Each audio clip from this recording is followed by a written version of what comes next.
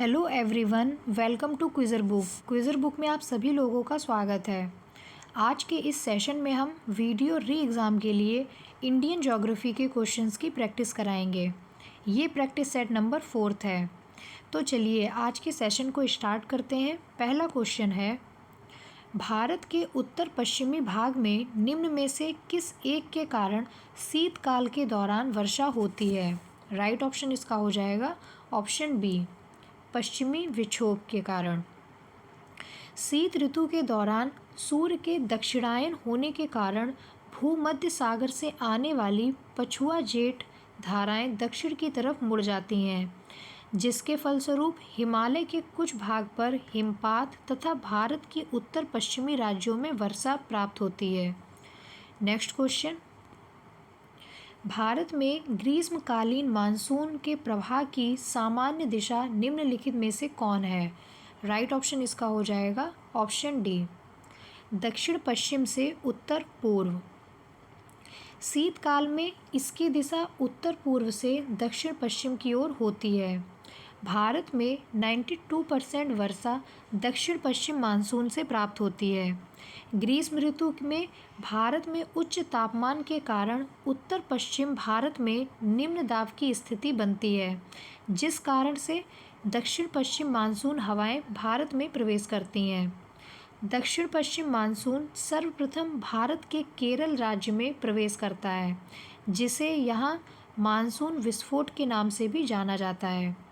Next question, पश्चिमी विक्षोभ जिस कारण उत्तर पश्चिम भारत में बारिश होती है उसका उत्पत्ति स्थल है? राइट ऑप्शन इसका हो जाएगा ऑप्शन सी, भूमध्य सागर। पश्चिमी विक्षोभ के कारण उत्तर पश्चिम भारत में बारिश होती है, जिसकी उत्पत्ति स्थल भूमध्य सागर है। उत्तर पश्चिम भारत में भूमध्य सागर से आने वाली चक्रवातीय विक्षोभ शीत ऋतु में वर्षा करती है, जो रबी की फसल के लिए बहुत लाभकारी होती है। इसमें तेज हवाओं में चलने से गरज के साथ वर्षा होती है। नेक्स्ट क्वेश्चन, भारत में कितनी फसली ऋतुएं पाई जाती हैं? राइट ऑप्शन इसका हो जाएगा ऑप्शन सी, 3। और वो 3 फसलें जो फसली ऋतुएं हैं वो कौन कौन सी हैं? रबी, खरीफ, जायद की फसल ऋतु कहते हैं इसको। रबी की फसल यानी कि गेहूं, चना, मटर, सरसों आदि ये जाड़े में प्रारंभ में यानी कि अक्टूबर और नवंबर माह में बोई जाती है और गर्मी के प्रारंभ में यानी कि मार्च अप्रैल में काट ली जाती है। खरीफ की फसल धान, ज्वार, बाजरा, जिसे हम जून जुलाई में बोते हैं और अक्टूबर नवंबर के महीने में काटते हैं, तथा जायद की फसल करेला, ककड़ी, तरबूज आदि हैं। ये मार्च और अप्रैल माह में बोई जाती है और जून जुलाई में काट ली जाती है। नेक्स्ट क्वेश्चन, भारत की उच्चतम वार्षिक वर्षा कहाँ पर दर्ज की गई है? राइट ऑप्शन हो जाएगा इसका option C, Mawsynram, Meghalaya. Next question,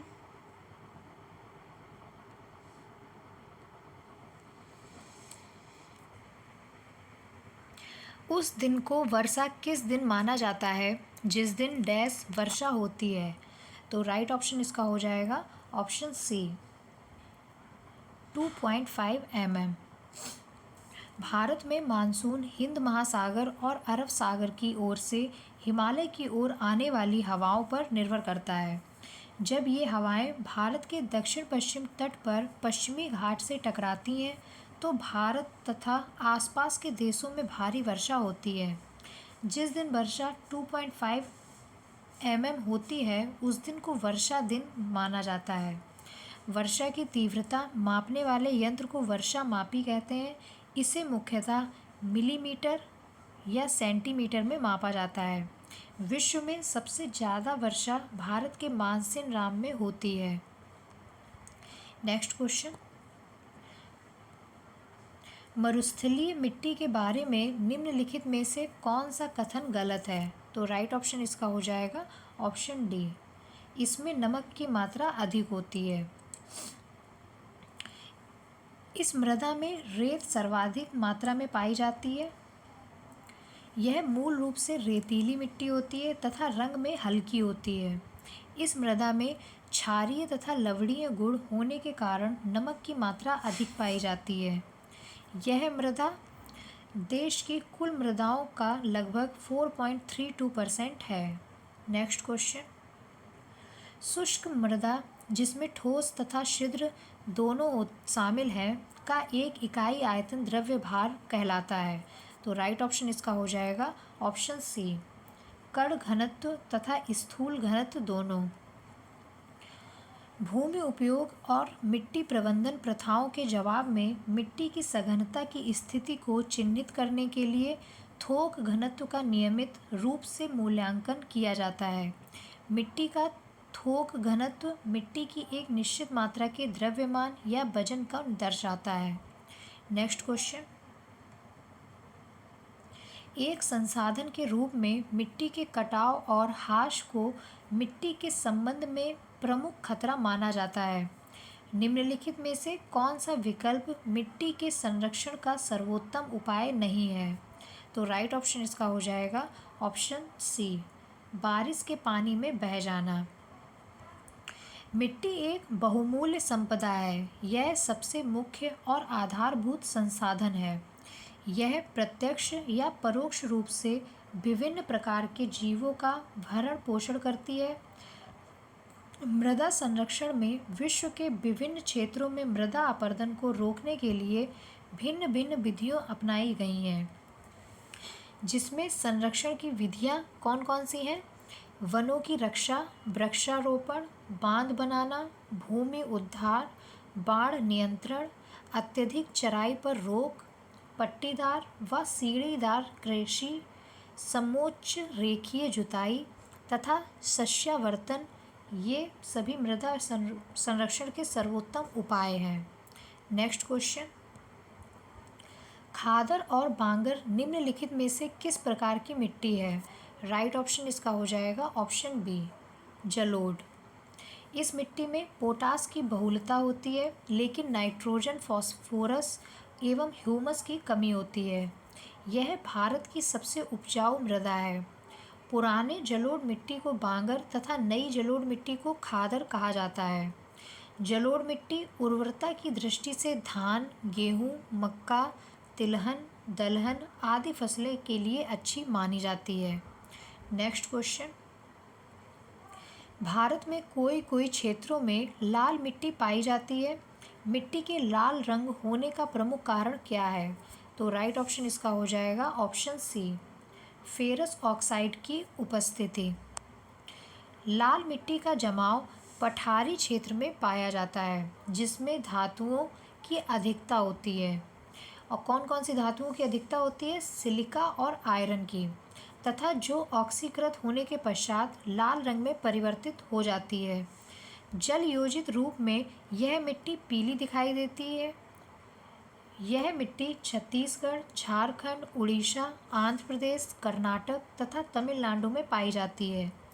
यह मिट्टी कपास, दाल, गेहूँ तथा मोटे अनाज उत्पादन हेतु उपयुक्त है। नेक्स्ट क्वेश्चन, टेरा रोसा शब्द का तात्पर्य है? राइट ऑप्शन हो जाएगा इसका लाल मिट्टी से।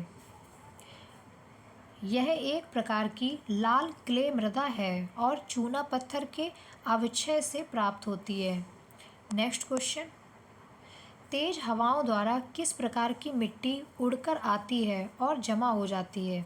तो राइट ऑप्शन इसका हो जाएगा ऑप्शन डी, बलुई मिट्टी। ये मिट्टियाँ तेज हवाओं द्वारा एक स्थान से उड़कर दूसरे स्थान पर जमा हो जाती हैं। बलुई मिट्टी में रेत की अधिक मात्रा पाई जाती है। नेक्स्ट क्वेश्चन, डैश लहरदार भूमि और रेतीली मिट्टी की सिंचाई के लिए उपयुक्त विधि है? तो राइट ऑप्शन इसका हो जाएगा ऑप्शन बी, फौबारा।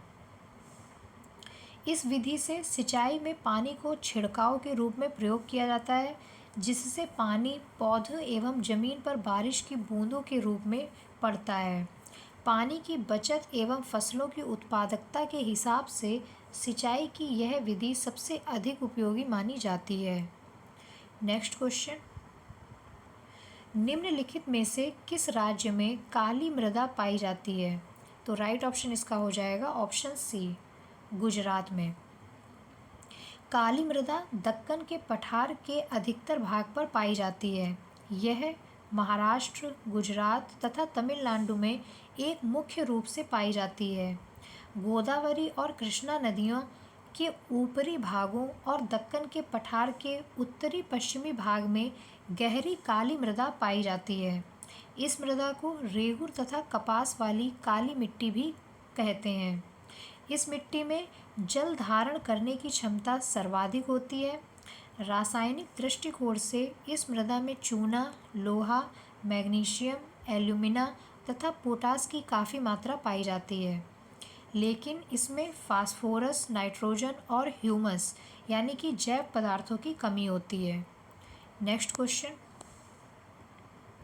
डैश मिट्टी भारत में सर्वाधिक मात्रा में पाई जाती है? तो राइट ऑप्शन इसका हो जाएगा ऑप्शन सी, जलोढ़।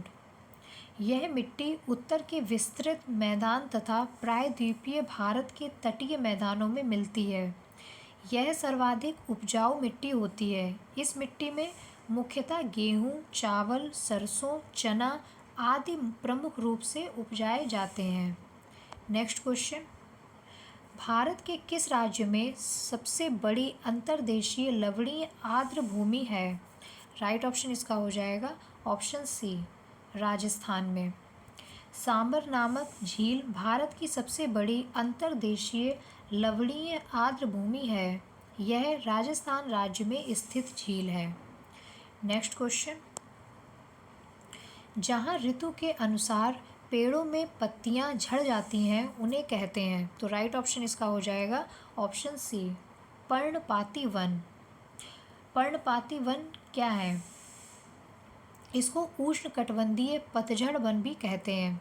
हमारे देश के बहुत बड़े भाग में इस प्रकार के वन पाए जाते हैं। इन वनों को मानसूनी वन भी कहा जाता है। ये कम घने होते हैं और वर्षा के एक निश्चित समय में अपनी पत्तियां गिराते हैं। इन वनों में पाए जाने वाले महत्वपूर्ण पेड़ साल, सागौन, पीपल, नीम एवं शीशम है। ये उत्तर प्रदेश, बिहार, झारखंड, छत्तीसगढ़, उड़ीसा तथा महाराष्ट्र के कुछ भाग में पाए जाते हैं। नेक्स्ट क्वेश्चन, वन खंड एक प्रमुख पर्यावरण संसाधन है। भारत का कितना भू क्षेत्र वन क्षेत्र के अंतर्गत आता है? तो राइट ऑप्शन इसका हो जाएगा ऑप्शन सी, 25%। ISFR 2019 के आंकड़ों के अनुसार भारत में वनावरण एवं वृक्षावरण पूरे भौगोलिक क्षेत्र का 24.56% है।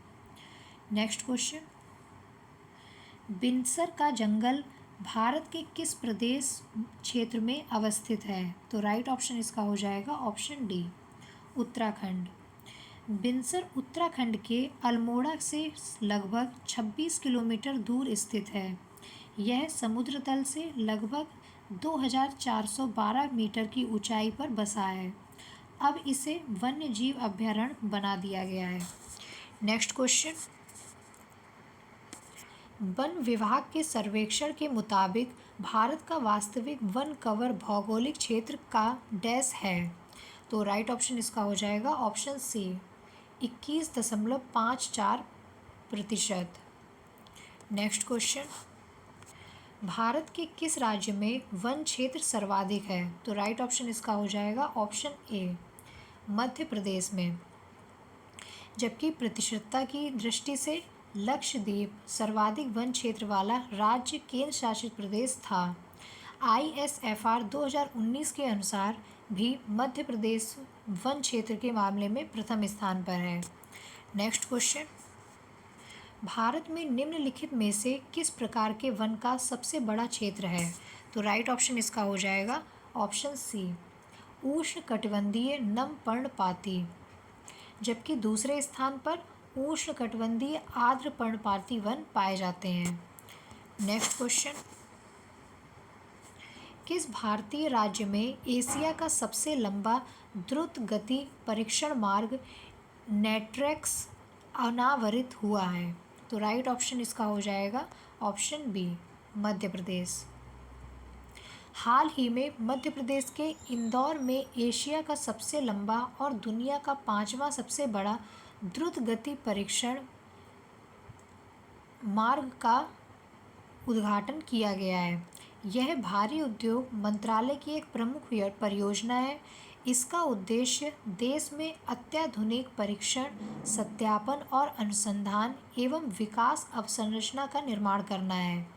यह एक विश्व स्तरीय 11.3 किलोमीटर हाई स्पीड ट्रैक है। नेक्स्ट क्वेश्चन, 1 एकड़ जमीन बराबर होती है, तो राइट ऑप्शन इसका हो जाएगा ऑप्शन डी, उपयुक्त सभी। यानी कि 1 एकड़ 4,840 वर्ग गज के, 0.40467 हेक्टेयर के और 10 वर्ग जरीब के, इन तीनों के बराबर होता है। नेक्स्ट क्वेश्चन, निम्नलिखित में से किस भारतीय वैज्ञानिक ने नॉर्मन बोरलॉग के साथ सहयोग किया जिसकी परिणति भारत में हरित क्रांति के रूप में हुई? तो इसमें राइट ऑप्शन हो जाएगा ऑप्शन डी, एम.एस. स्वामीनाथन। भारत में हरित क्रांति की शुरुआत सन 1966 से 67 से हुई थी। हरित क्रांति के फलस्वरूप देश के कृषि क्षेत्र में अभूतपूर्व प्रगति हुई। आज भारत का खाद्यान्न उत्पादन हरित क्रांति के कारण ही 283 मीट्रिक टन तक पहुंच चुका है। नॉर्मन बोरलॉग को विश्व हरित क्रांति में अहम योगदान के लिए नोबेल शांति पुरस्कार से सम्मानित किया गया। नेक्स्ट क्वेश्चन, निम्नलिखित में से भारत का कौन सा राज्य चाय का सर्वाधिक प्रमुख उत्पादक है, जहां चाय का कुल उत्पादन भारत के उत्पादन के लगभग 3/4 भाग के समान होता है? तो इसमें राइट ऑप्शन हो जाएगा इसका ऑप्शन बी, असम और पश्चिम बंगाल। असम देश का सबसे बड़ा चाय का उत्पादक है और चीन के दक्षिणी क्षेत्र के बाद विश्व का दूसरा स्थान है। नेक्स्ट क्वेश्चन, भारत के निम्नलिखित राज्यों में से किसमें कॉफ़ी का उत्पादन सबसे अधिक होता है? तो राइट ऑप्शन इसका हो जाएगा ऑप्शन डी, कर्नाटक। भारत में कॉफ़ी का उत्पादन मुख्य रूप से दक्षिण भारतीय राज्यों के पहाड़ी क्षेत्रों में होता है। कर्नाटक राज्य में अधिकतम 71%, केरल में 21% तथा तमिलनाडु में 5% उत्पादन होता है। नेक्स्ट क्वेश्चन, डैश मौसम के दौरान रबी फसल की खेती की जाती है? तो राइट ऑप्शन इसका हो जाएगा ऑप्शन बी, सर्दी। भारत में वे सभी फसलें जो सर्दी एवं बसंत ऋतु में होती हैं उन्हें रबी की फसल कहते हैं। इनकी खेती नवंबर से अप्रैल के बीच की जाती है। इस मौसम के दौरान फसलों की सिंचाई के लिए कम पानी की आवश्यकता होती है। गेहूँ, जौ, मकई, बाजरा, सौंफ, राई, मेथी, जीरा, अलसी आदि सभी रबी फसलें हैं। नेक्स्ट क्वेश्चन, चावल निम्नलिखित में से किस राज्य की एक वाणिज्यिक फसल है? तो राइट ऑप्शन इसका हो जाएगा ऑप्शन डी, पंजाब। चीन के बाद भारत विश्व में चावल का दूसरा सबसे बड़ा उत्पादक देश है। यहाँ पर विश्व के कुल उत्पादन का लगभग 21.89% चावल पैदा किया जाता है। वाणिज्यिक कृषि आधुनिक निवेशों जैसे अधिक पैदावार देने वाले बीजों, रासायनिक उर्वरकों और कीटनाशकों के प्रयोग से उच्च पैदावार प्राप्त करना है। हरियाणा और पंजाब में चावल वाणिज्यिक फसल है, परंतु उड़ीसा में यह एक जीविका फसल है। नेक्स्ट क्वेश्चन, खेतों से मिलने वाली उपज के मामले में दुनिया भर में भारत कौन से स्थान पर है? तो राइट ऑप्शन इसका हो जाएगा ऑप्शन सी, तीसरे स्थान पर। और खेतों से अधिक उपज के मामले में अमेरिका प्रथम स्थान पर तथा चीन द्वितीय स्थान पर है। नेक्स्ट क्वेश्चन, हरित क्रांति आंदोलन कब से कब तक चला? राइट ऑप्शन इसका हो जाएगा ऑप्शन सी, 1967 से 1978। भारत में हरित क्रांति की शुरुआत करने का श्रेय कृषि वैज्ञानिक एम.एस. स्वामीनाथन को है। हरित क्रांति की शुरुआत तीसरी पंचवर्षीय योजना के उत्तरार्ध में 1966 में शुरू हुई, जो वर्ष 1978 तक जारी रही। इसका उद्देश्य भारत में उच्च उपज वाली किस्मों के प्रयोग से खाद्यान्न उत्पादन के क्षेत्र में आत्मनिर्भरता प्राप्त करना था। नेक्स्ट क्वेश्चन, बागान द्वारा प्राप्त पेय फसल निम्नलिखित में से कौन है? तो राइट ऑप्शन इसका हो जाएगा ऑप्शन सी, चाय। कॉफ़ी, चाय आदि को पेय फसल कहा जाता है क्योंकि इसके लिए कच्चा माल पौधों से प्राप्त होता है। पेय फसलों की खेती के लिए कृषि की वृक्षारोपण प्रणाली का पालन किया जाता है।